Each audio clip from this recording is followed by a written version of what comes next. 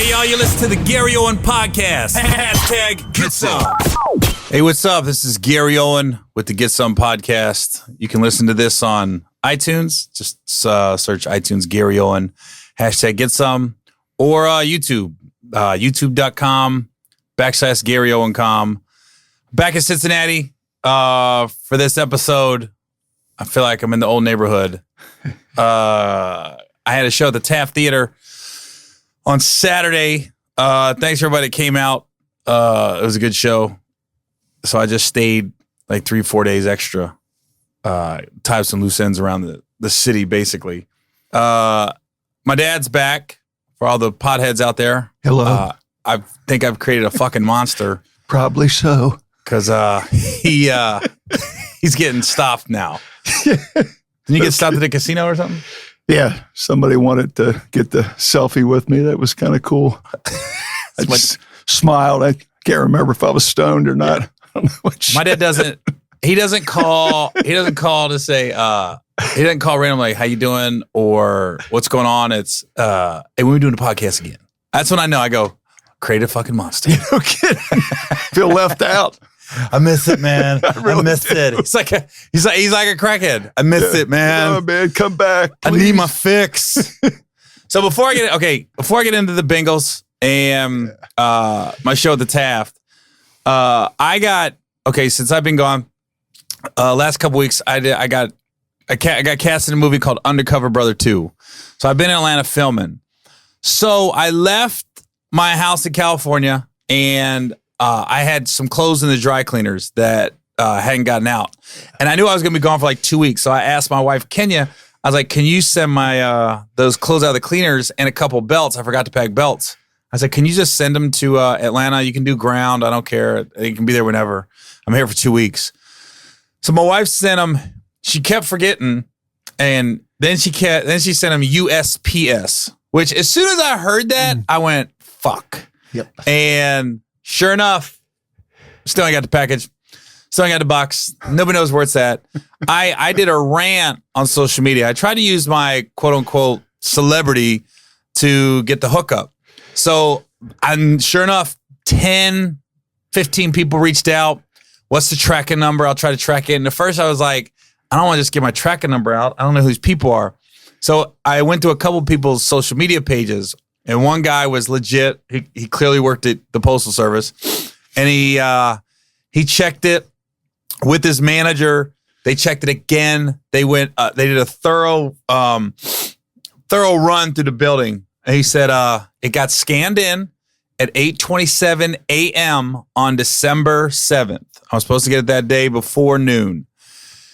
And that's the last they saw of it. And he said either it got lost on a truck or something, or he goes, all right, my guess is one of our day workers stole it. Because I guess the FedEx and USPS, you guys hire temporary employees? We do, yeah. You never know what you're going to get there. Yeah. So whoever stole my box, I hope somebody butt fucks you. Jesus. With hemorrhoids. You fuck. I hate you. I know I hate you. She should have shipped it FedEx. She should have shipped it FedEx. Christ. Good Lord. Good God Almighty. Anybody ever got fired at FedEx for stealing? Yeah, it just happened. Just happened a couple of weeks ago.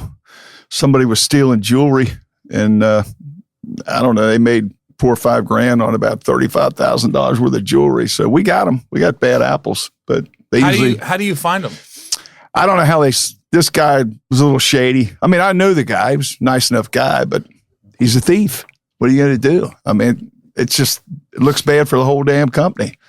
I'm always like, if you put that much energy, I guess people don't realize that the people that steal and rob and do illegal shit, if you put that same energy into doing something legit, no shit, you'll end up making the same amount of money, if not more. I don't understand thieves. I've just never been a thief. I don't get it. Diesel Pete's. I stole a brownie when I was like 4 or 5 years old. I was living in Fernview Apartments, Cincinnati, Ohio.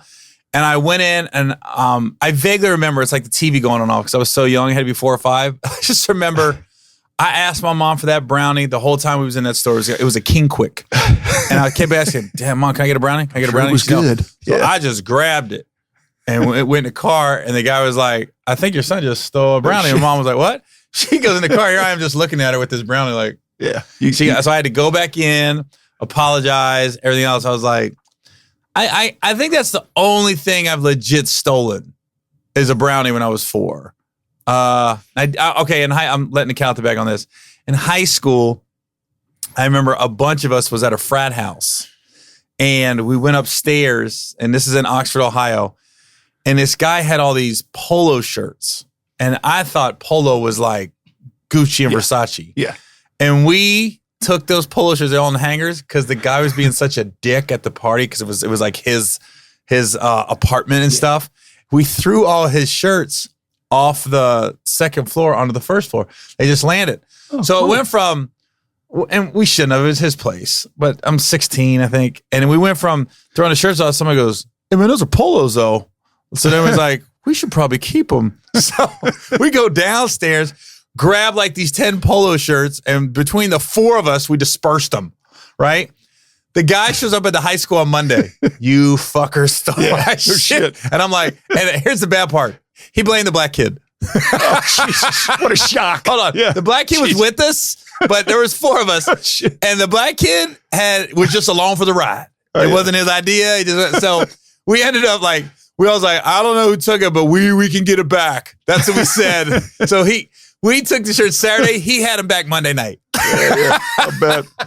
I just remember my stomach dropped when I saw him at the high school. Like, oh shit, this guy's at the school, and I think I was wearing one. Oh, what an idiot! So yeah, I did actually steal though. So my apologies to whoever that frat guy was at Miami of Ohio. Stole his polos. But God, and it's not. I did an Instagram rant about the person that my shit getting stolen, and everybody's like, "Dang, what was in the box?" It's not even about what's in the box. It's not that at all. You feel so violated. You do. You know? Big I got robbed in San Diego one time. I left my own fault. I left my car unlocked. I got too comfortable. And I was a military, I was a cop at the time. And somebody, I'll never forget, I had an Oldsmobile Cutlass, 85. And somebody stole all my cassette tapes out of the back. And I'm not lying. The next week, cassettes went out. It was like CDs came in. So I was like, well, have fun selling those in Tijuana. Because we were right on the border. We was living right in there, and we was in Imperial Beach. We was a couple miles from the border. And then they stole my gun belt. That was the big thing. Oh, shit, man. So I had to go back and act like I lost it. They go, how do you lose a gun belt? Luckily, I didn't have nothing on my gun belt. That'd have been the worst, because guys were known for, they would get off and take off with their guns. Like, the gun was in the gun belt. I was like, man, I couldn't imagine. Because I don't know if I told you this. I used to ride around with my gun belt in my front seat. And I always kept it in the car, because if I got pulled over, cop never gave me a ticket. Because you had a gun on the seat? No, because he thought I was a cop. Oh, okay. I was a military cop, but he was like, oh, Jesus. I got pulled over in Texas one time, and I had the gun belt. And I was out of the Navy. I still had my gun belt because I paid for it. And I always kept the gun belt on the front seat. Okay. And he goes, well, here in the great state of Texas, we don't give other police officers tickets. Oh, shit. I was like, I appreciate that. Thank you so much. I used to tell him I was in San Diego. Where you cop at? San Diego. I didn't tell him I was a Navy cop, but we don't give tickets out in the great state of Texas. No, the only thing I ever stole was my sister's lunch money. I think I just did that because I could. That's the only reason. So she was at lunch starving? Yeah, just Doris, always, So well, all I wanted for Christmas was 5 minutes alone with Doris. That's all I wanted. Okay, that sounded Dad. You got to specify that. That sounded bad. I know, it didn't sound bad. I'm sorry, but I mean, you wanted to beat her. It was just, beat her up. Well, yeah, we never got along. She was my baby sister, and I felt like she was spoiled. But I just wanted a piece of her once in a while without getting my ass kicked from my mom and dad. That's all, When you say a piece of her, you mean beat her up? Within. It sounded bad, Dad. You can't leave 5 minutes alone. To death. No, listen, but you said I want 5 minutes alone. I want a piece of her. That's true. You got to clear that up. I didn't mean that, Doris. I wouldn't. No, you got to clear that up with the listeners. It sounds like a pedophile. No, I was only kidding. You said it's just a podcast. I'm sorry, man. I just want 5 minets alone with Doris. I just want a piece of her. You mean beat her up? Because my listeners gonna be like, what the hell's going on with your dad? Is he Catholic? He is. Sorry, Father O'Malley. I'm sorry, man. Jason Pete's. But you and Doris are funny though, because that's your baby sister. You have the biggest love-hate relationship I've seen. We do. Yeah. You both dig on each other, but get you two alone in the room. God, it's just tears explosion, of laughter. man. Yeah, it's just so much fun being with her. It's just, I don't know, killing me. Love hate. That's what you're right. I don't know. You two. I don't know why that is, but it is what it is with that sister. Maybe because you guys are alike.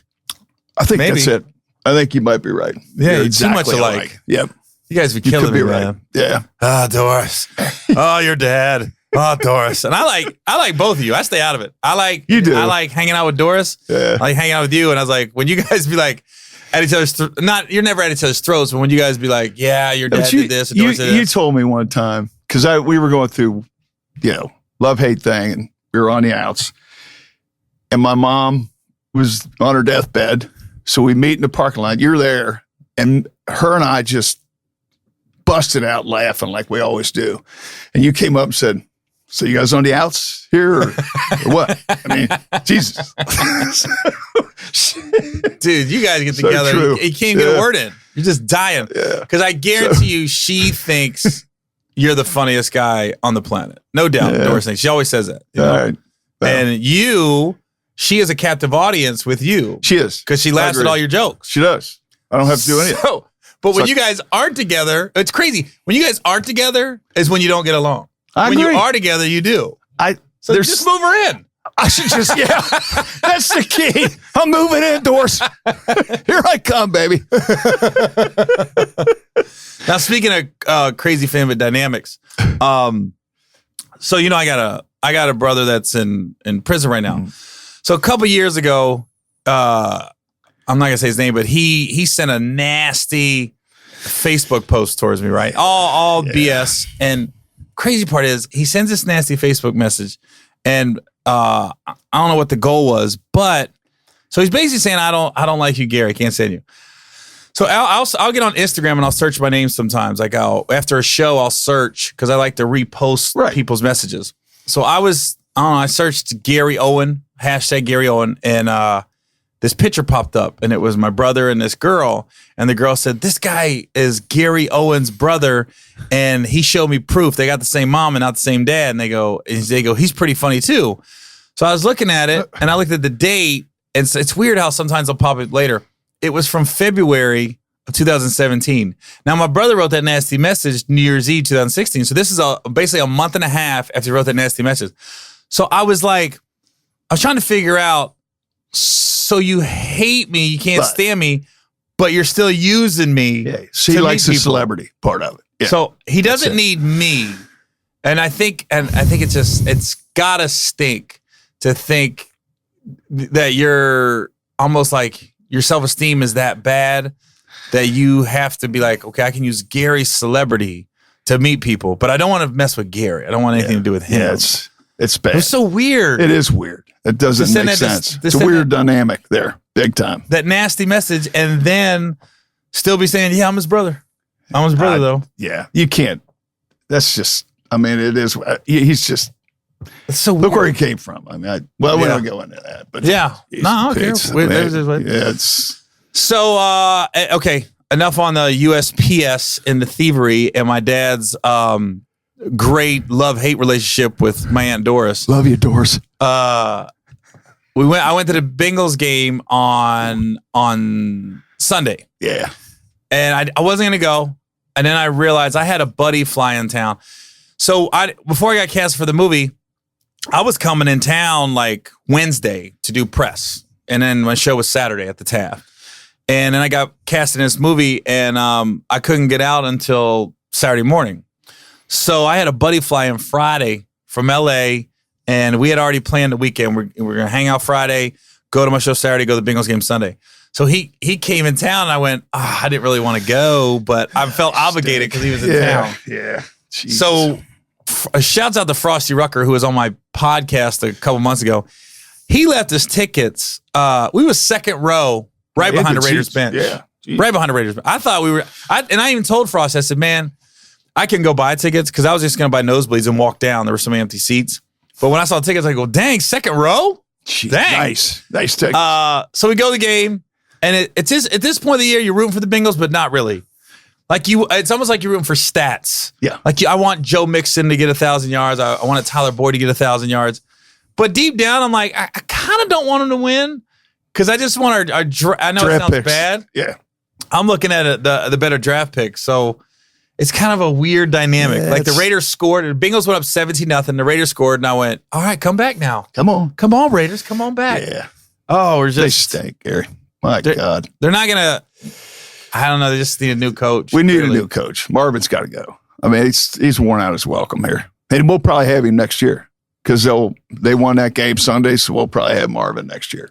Well, these are the games that we win when we're out of the playoffs, and it doesn't matter. Marvin is the best coach in the NFL. These next 2 weeks, Cleveland and Pittsburgh, this is when he flourishes. No, he'll probably win these next 2 games. They probably will. And we don't have AJ's out now. Tyler Boyd's out. Yeah, we got Andy's out. Red Rifle. We He's don't out. have nothing. We got nothing. Driscoll missed so many open passes. I mean, I just were open. I like watching them for the comic relief because against the Saints, against Kansas City, those games were an absolute embarrassment. And you get to a point where you just got to laugh it off. It's just that's coaching, man. It is. It's good because I'm watching the 49ers, right? I watched the 49ers the other night, and I was like, everybody talks about what a genius Shanahan is. Mm-hmm.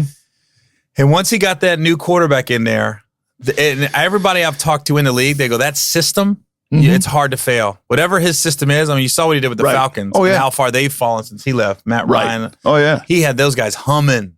It's coaching. There ain't no doubt about that. I just don't get how you can look at the Rams and the Eagles and not see a new coach changes everything. You just got to, but Mike Brown has to stay completely out of it. Well, he's loyal to a fault. I mean, I think he builds personal relationships with these guys, and that's what supersedes everything else. Is look, you brought Hugh Jackson in. I mean, he likes the guy. That's it. Mm-hmm. Jeez. Well, and then I always say, Mike, I have a similar relationship with the Bengals front office as you do with my Aunt Doris. Oh, you do? Sister. Love, hate? Yeah. You promote him. That's all you do is promote him. Jeez. Well, I come to find out after my show at the Taft, the man, I don't know, the GM at the Taft goes, hey, Cincinnati's opened up a brand new concert venue right next to the stadium. Yeah. He said it's going to be, it's going to hold you can have concerts between 2,000 and 4,000. I guess the stage is going to retract and come up and back. And he goes, I want you to open it. It's going to open like spring of 2020. And I go, I didn't want to come in 2019 anyways because I don't want to oversaturate myself in the market. Okay. I said, so let me stay out for 17, 18 months and I'll come back. And he's like, great. And he said, yo, the one person fighting us was Mike Brown for building that arena. Because we were going to dip into his parking lot sales. That's it. That's all it is. I was like, dang. Really? What a joke, man. That's our own. Nah. I'll be a Bengals fan until I die. I know. I actually tried to change allegiances. You can't do it. I just can't do it. I can't either. I can't. I'm diehard, man. I'm diehard.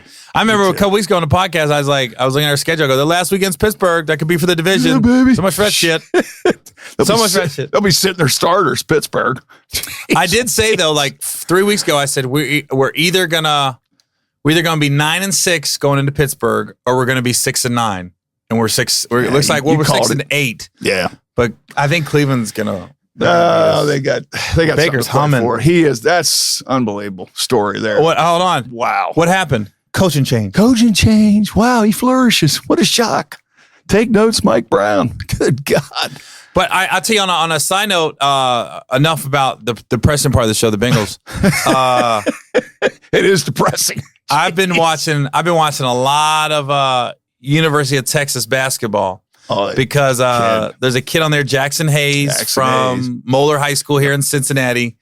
And a lot of people don't know. Jackson, I've known Jackson since he was first grade. He's went to high school, grew up with my kids. And Kennedy is friends with his sister, whose sister is, she's a monster of a basketball player too. She's just a junior in high school.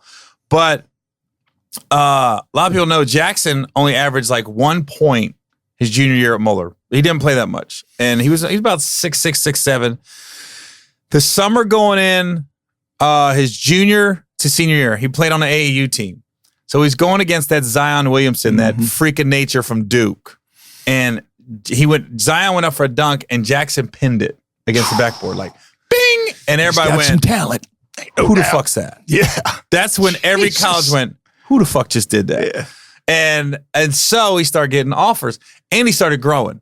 Now here's in Texas, he's 6'11", and I just saw an article the other day where they said he's probably the most surefire pro prospect. Just because you can't teach 6'11", you can't teach 7 foot. He's still growing. And the improvement from his junior to senior high school and now senior to freshman year of college, and the fact that last year, Texas had a guy, Mbamba, big African dude, who's with the Orlando Magic. He was a 5th pick. He's doing okay in the pros. Jackson, in my eyes, is clearly better than him at the same age, like being a freshman in college. So now Jackson, I was like, man, that'd be crazy if he comes out early. Yeah. After this year, that'd be great. I just love following local kids that do well. I mean, Cincinnati, David Montgomery, Mount Healthy High School, and he's a tailback. He's going to play on Sundays. He's a tailback at Iowa State right now. Okay, here's an interesting.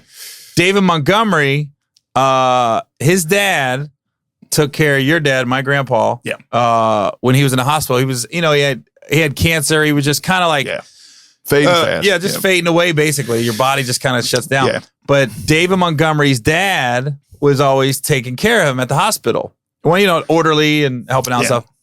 So you got to talk with him. Sure. And here's how it's weird how this works, this dynamics. So I'm diehard, went to Talawanda. That's my high school, Talawanda High School. Now, Mount Healthy High School always plays Talawanda in every sport. So you tell me, hey, man, this guy that's taking care of Grandpa, his son goes to Mount Healthy, and they play Talawanda every year. And I go, oh, yeah, Mount Healthy. I said, man, they always kill Talawanda. He goes, yeah, he said his son's pretty good. And I was like, what's his son's name? I remember you like, David Montgomery. I go, David Montgomery? Because I'm ate up with local sports. I go, no. Because Talawanda had a tailback named Maurice Thomas, who's currently at Mammy of Ohio. And Maurice was we don't have a lot of black kids at my high school. Maurice comes in and breaks all the rushing records at Talawanda. So when you tell me about David Montgomery, stud. David was a junior, Maurice was a senior. And Maurice was the offensive player of the year in like Southern Ohio, but David was the player of the year in Southern Ohio. And I was like, dude, that dude, David Montgomery, is a monster. And then we went and saw him play against Talawanda. We did. And it was like a man amongst boys. He does everything. He plays both ways. He was a quarterback. He does. He was a quarterback in high school. He does. But he does everything. In high school, they go both ways. He did everything for that school. I mean, it was. I think he punted. He did. Seriously, he punted. I know he did. He did everything, and it's just. Think about. And I can tell. Let me tell this. He did something really nice. I'm gonna stroke my son. He said, again, you know this what? weird sexual preference. No, I'm not, Dad. I want 5 minutes below. Wait a minute. It's Mount Healthy's inner city school. Yeah, lower income. Nah, I don't have any money. So you laid it out there and said, you know what, Dad? Because the AD at Mount Healthy is my best friend's sister. Gary goes, you know what I'm going to do, Dad? I'm going to just tell her I'm going to buy lunch for both teams, and I'll furnish it.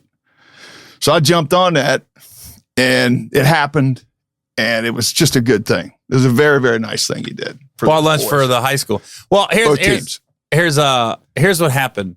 I always buy the dinners, lunch for one game from a high school because they're always looking for sponsors. Right. And I always tell them, I said, I'll do one. I'll do one game, and then so I always do one game.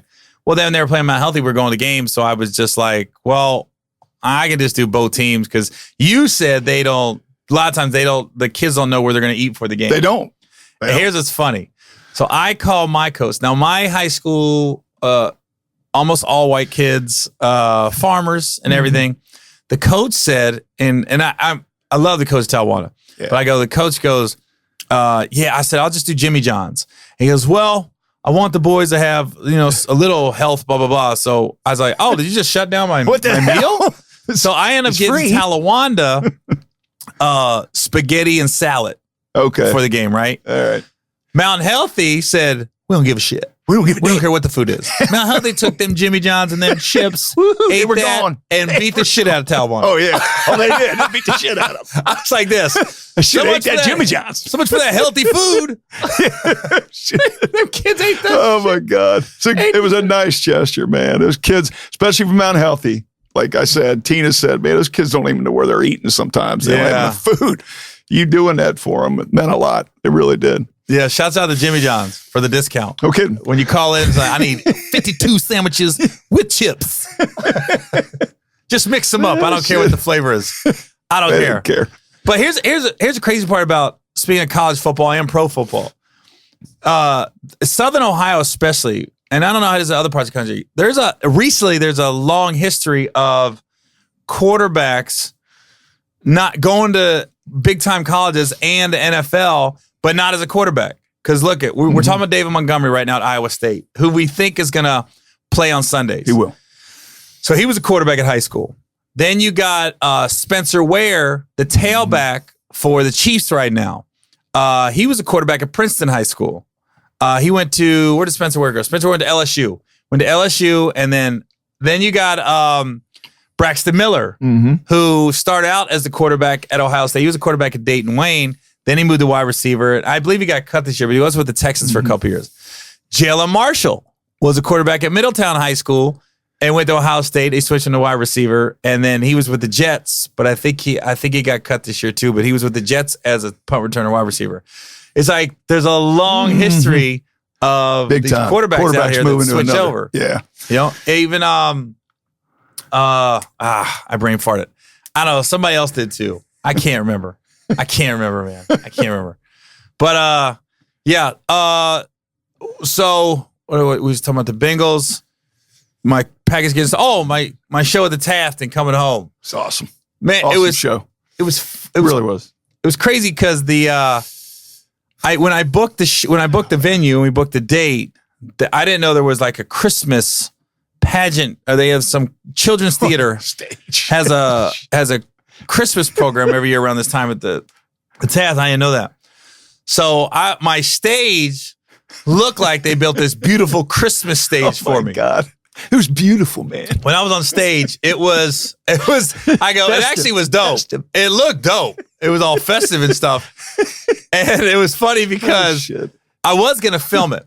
I was going to film that show and then submit the showtime. Yeah. And then once we found out, my manager called me and said they can't lower a curtain. So you're literally going to just be on the stage with this Christmas backdrop. And I was like, and I don't know what that means. So I get there, and honestly, the outfit I picked was perfect to wear for a special, and the stage looked amazing. I was like, we should have did the special. We should have just did it. You should. And even if the special would have came out in July, I could have said Christmas in July or some shit.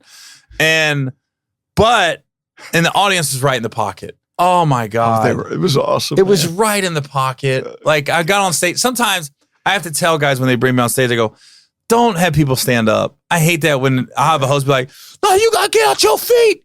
You got to get out your feet for this one. I'm like, no. I don't want to start with a standing O. Then you got nowhere to go but down. Yep. So I always tell my guys, I go, just bring me up and we'll let the audience react how they react. But when they announced me, I walked on stage. Audience was right in the pocket. They weren't too hyped, but they weren't flat. And every joke was hitting. And I remember about 30 minutes in, I went, should have did my goddamn special. You should have. Should have did it. Because and I've seen him many times. This show was just, I was bent over the time his first joke till the end.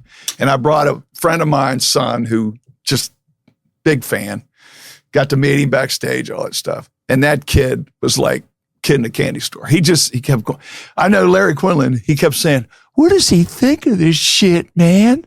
I said, hey, he's a comedian, dude. I said, he has Larry to think Quinlan, your best shit. friend. Yeah, my best friend. I'm sorry. Larry Quinlan, my best friend. And he just, I just thought it was awesome. I don't want to say one show's better than the other because, I think you're good all the time. But this one, man, just hit right in the pocket, man. Should have fucking filmed it. God damn it. You should have. Missed that opportunity. Big time. Larry's funny though. Larry comes backstage and he goes, I was like, hey, have you before there? He goes, yeah, man, I've seen you before. He goes, man, this was the best one, though. I go, you're like a Tony Robbins. No kidding. You know, I could have bombed. He'd be like, hey, man, that was the best bomb. That was a really good bomb, man. It's a great guy. You got out smooth when they booed. Jesus. It's funny because I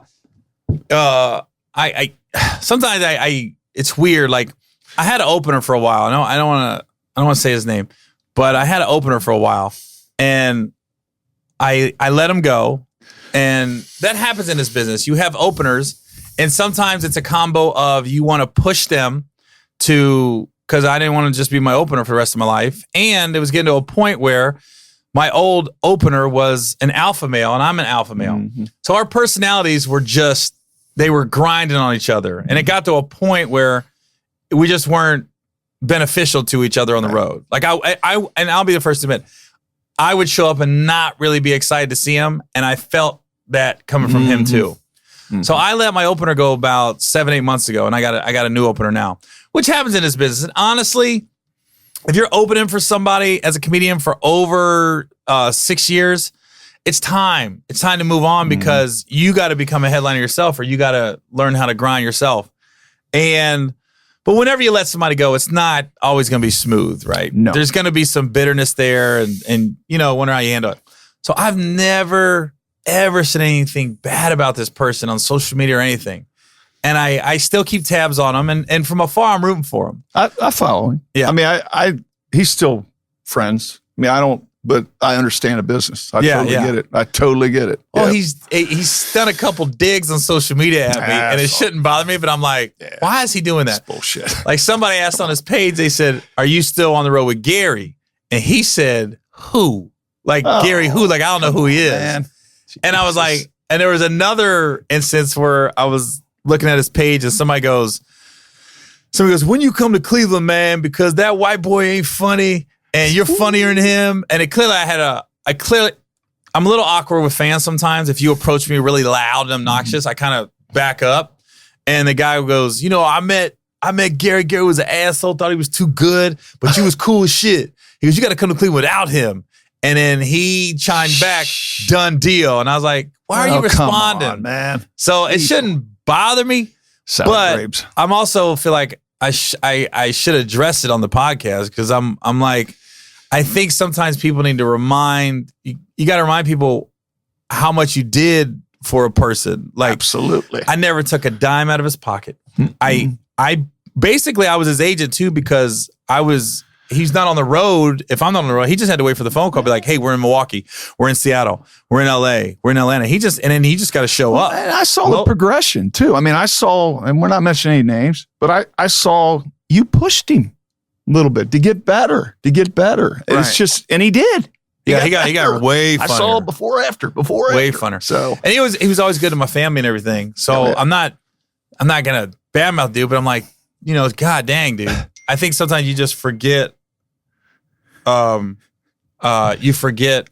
Hey, the front door's locked. Yeah. Brad's outside. Brad's out there, stranded, man. So I got a text from my guys. He's out there, showed up late.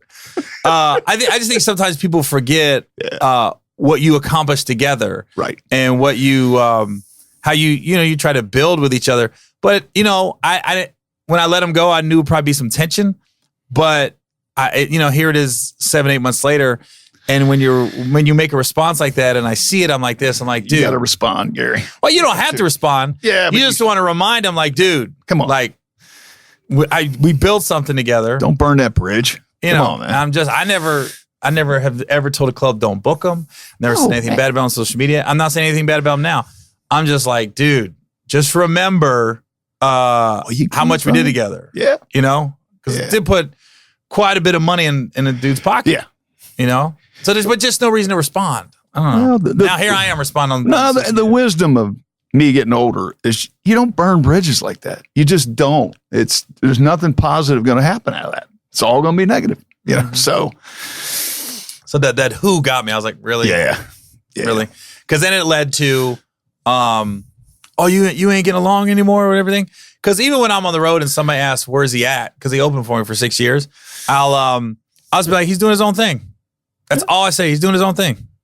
Just not negative. No, it's not negative there. Because my road manager, Brad, I fired him 2-3 times. Yeah. I fired him. And by the way, he deserved it. Yeah.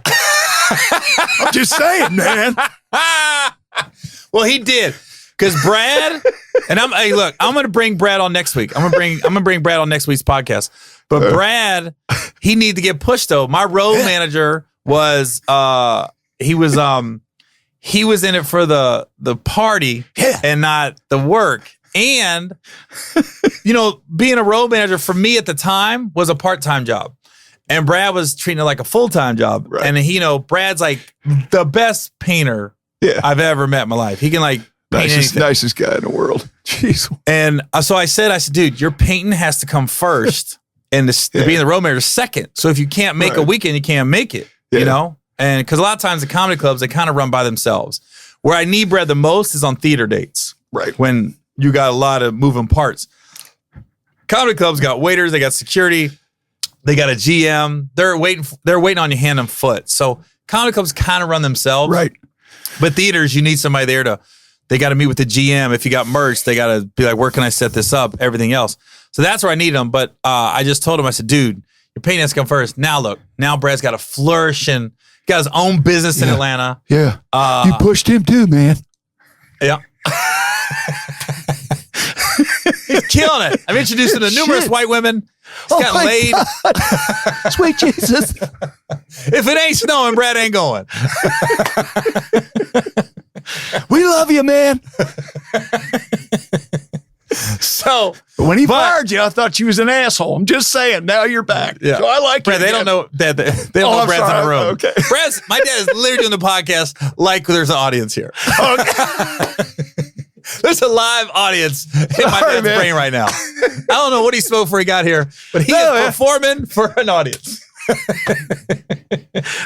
Okay, now let me tell you what my dad does after my shows. And it bothers me to a little bit, not a lot, but about it. This dude will bring 80 people backstage, and I'm like, here's the thing, and I don't know how some comedians are. Some comedians, when the show's over, it's a party. It's the green room. Their dress room is a party. You retired. Mine, I got to decompress. Yeah. And when a lot of people are backstage, and anybody would say it's on the road with me, that's my guys. They'll be like, you got to get Gary some minutes. It's a quiet, lame backstage, but I just need to decompress and come down. And I need to. So when people start coming backstage, you also need to get into, oh shit, I got to entertain. Yeah. Now I got to keep this thing going. Yeah. But me and Kenny, we laugh about it because my dad, he got to the venue and I told him to play a practical joke on it. And I don't know if they did. They did. Brad worked it out. I said, when I got there, I said, okay, my dad, they got these Muppet box suites at the Taft. Oh, I wanted that box. So it's kind of like where the president would sit, them boxes. So my dad likes the box at the Taft Theater. Yeah. So I told him when he gets there, take his ass up to the last row, all the way up in the balcony. Like, I wanted to be the worst seat in the building. If you have a column, put him there. Jesus. And I said, and somebody please record his face. Brad got it. He did. He did a good job. So they walked, you got in and they walked you all the way up. Yeah. He just kept going. I'm like, what the fuck? This shit. What is this crap? I mean, I'm his dad, man. I'm playing that card. That's it. So I said, Brad, take him all the way to the top. Like, oh, okay. No, we'll move you down now. I said, but family's reaction, because I know he's going to be like this. God. What the? This sucks, man. This seat's terrible. But those seats are sweet, though. But so you got the box. But this is what you used to do when I used to do the Funny Bone. The Funny Bone in Newport, Kentucky, which isn't there anymore. They had a green room, but you could go through it backstage. There was a door that led from the outside to the green room. You could cross over into the showroom. But my dad would come and he didn't want to wait in line, and he'd bring 20 people and they'd all be cutting through my green room. And I'm just looking at him like, shoo, shoo. And I'm like, Dad, I gotta be on stage in 5 minutes. And then he'd stop and be like, hey Gary, this is John, he's a big fan. This Rick, he's a big fan, get a picture. I said, I can't believe he's got all these people in my green room. Oh, I know, man. And then they just sit there and look at you.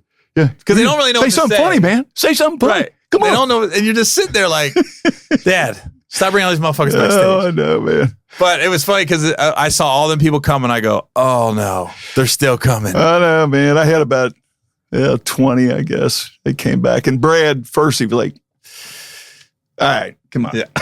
Come on. So, just like there's so many people back here. But I told you this year, I wasn't going to get fucked up. And I think I did that. I mean, I only drank a couple beers. Yeah. Did you get a little, let me ask you this. Did you get a little, your text was a little, I said, oh shit, he got emotional. When I went to the casino. And yeah, I did, man. I wanted to go so bad. I wanted to party with you. And I knew you were tired. You was filming that movie all week, all that stuff. So, and I was just going to Uber home. And then I saw the next day on Instagram, you're down here going, woo. Well, here's the thing. Like, shit, you have to, okay. You can always go. You can't. I shouldn't be the deciding factor if you go. You go to the casino all the time. I wanted to go with you because I wanted to be in a private room. And I didn't know. I knew Tracy, your friend from high school. Yeah. Combs, sweetheart. I was glad to see her. But I saw her there. I said, I should be right next to her. Yeah. Right there. I should be right next. Here's what happened. So after my show, I was tired. I was like, I don't want to go. Yeah, you were. But then somebody said, I don't know who it was. Somebody was like, this is like a once a year thing. Right. You had a lot of people I grew up with that paid their harder money to come see me. And, there's, I don't care what people say. There ain't nothing like getting your hometown support and love. And I was like, man, I got all these people, not just people I went to high school with, like people that Joey Stonish, my cousin, like guy. His friends that I basically spent the summers with growing up in Forest Park, they were there. So I was like, even though I was tired, I just told Brad, I was like, we got to go for like an hour. I have to. And I'm not lying, Dad. First 30 seconds, I regretted it. And then it got okay. Then you because as soon as I walked into that middle bar at Jack Casino, got attacked. Hey man, cameras out. And I was like, this good. And I remember Brad saw my face, and I was like, I finally told him, I go, I need a minute. I told everybody, I go, dude, can I get situated? I just need a minute. Yeah, because it was like as soon as I walked in, it was phones out, grabbing me. Then I was like, I just need a second, guys. I just need a second. So then once I calmed down. Then it got fun, but it was cool because I got to see a bunch of people I went to high school with over here, and then people, Joey, my cousin's crew over here, and then there was some other people. So it was just cool. There was a couple that came in from Indianapolis that she sent a message on Facebook or something, and I saw it, and then they said, "You're not coming to Indy. We're coming over to Cincy. And they asked me like these are places to eat and stuff like that. So the fact that I told them, well, the casino you can't ever lose. I said, because there's gambling and there's a bar. Absolutely. And they were there at the thing. So it was cool to say hi to them. It was cool, but I'm glad I went. But when you left, I remember you was like, Larry and you was backstage, and Larry's like, well, Gary can take you home. I said, no, the fuck I can't. Because we did that before. You called me before, and I just Ubered, and I was going to Uber home. They wanted to go home. That's fine. And the next day I got up. You're down there partying. I'm like, what the fuck? He's like, you're texting. Hey, thanks, man. I would have went. Or maybe I'll see you this week. I told Kay, oh, here he comes, Mr. Emotional. I'm sensitive like you are, big boy. Jesus. I was like, dude, it was last second, man. I know. It really was. Like, I really wanted to party. I had such a good time at that show, Gary. It was so much fun. My cousins were there. And by the way, I kept them out. I took that. I would have been okay if they would, because I know them. The Peelmans? The Peelmans and my cousins from my dad's side were there. There's like 20 of them. If I know you, no, listen, if I know you, it's different because I don't feel like I have to entertain you. Right. If I don't know you, and this is me, this is nothing against your friends. Right. If I don't know you and you come backstage, I feel the need to introduce myself. Right. And it's all it was. It's not anything bad. It's just time consuming. I understand. And I'm just coming. I'm like this. You got to detox. Yeah. Like literally, I might want to scratch my balls. Right. I just want to be backstage scratching my nuts, baby. I don't know. Excuse me. Hello. But you feel a sense of pressure to be cordial to everybody and to make them totally feel understand, welcome. Gary. So you're just kind of like, if I don't know them like this, I gotta do the song and dance. I'm over it. I'm over it. And you know what they're gonna say? I was hurt, but I'm over it. You know what they're going to say? Great show, man. Good show. Thank you. Thank you very much. What was your favorite joke? Oh, okay. Let me tell you this before we get out of here. So I had my buddy from LA come out, and we had a great time, and I really got to show him Cincy.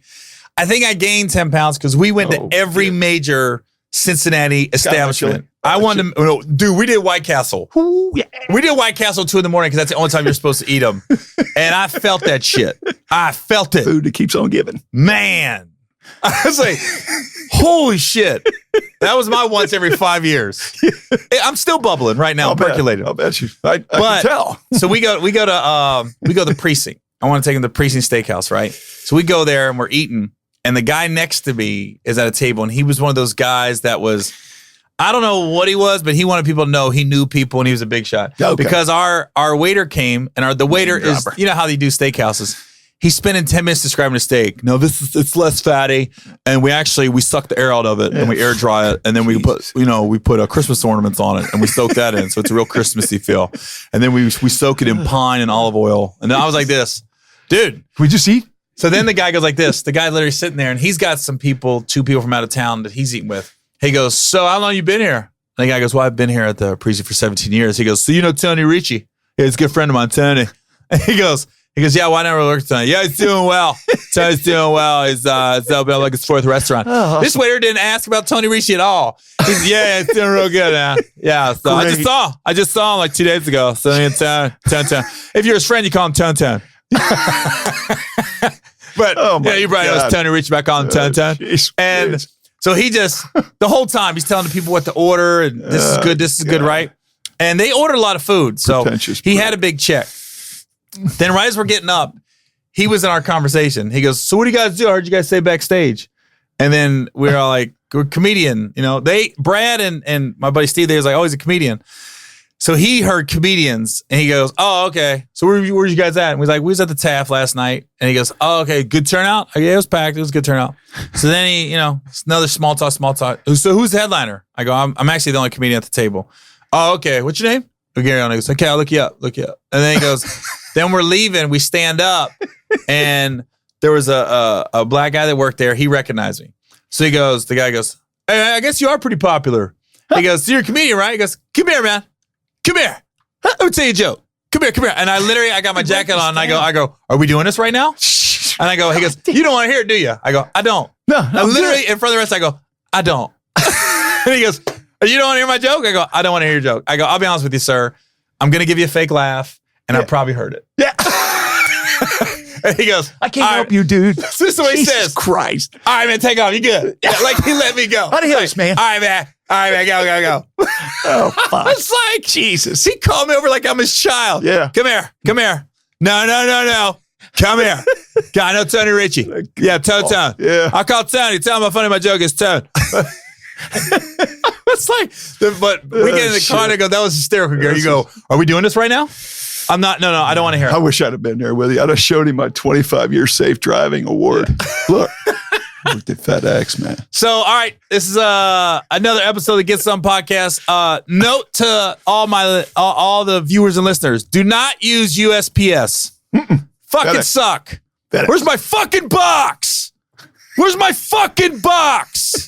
Bitch. There's cameras in that shit. Somebody got my shit. Hope your daughter gets pregnant and the baby daddy never calls her. He's not bitter. Back. You fucks. Can't stand you, bitch. Fuck. Oh, God. Just know karma's a motherfucker. Ho. Take my shit, bitch. I'm going to see that belt somewhere. Oh, yeah. Somebody going to have my shirt on. Oh, God. You motherfucker. Hope you have fun taking it back to your mom's basement. Good way to end it. I bet you ain't got your own place, ho. Fucking bitch. All right. I hope your dog dies. Yeah. Slow death. He's in I hope he gets hit by one of them scooters. Not a car, a scooter. Your dog just sits there panting, but you can't help it because you're too busy stealing fucking boxes. Yeah, man, fuck you. He didn't hear your dog get hit, ho. God damn. Oh, God. I hope your cat fucks your dog. Some weird creature comes out. Some cat dog comes out. Some cat licking itself, holy barking. Shit. Meow. Meow.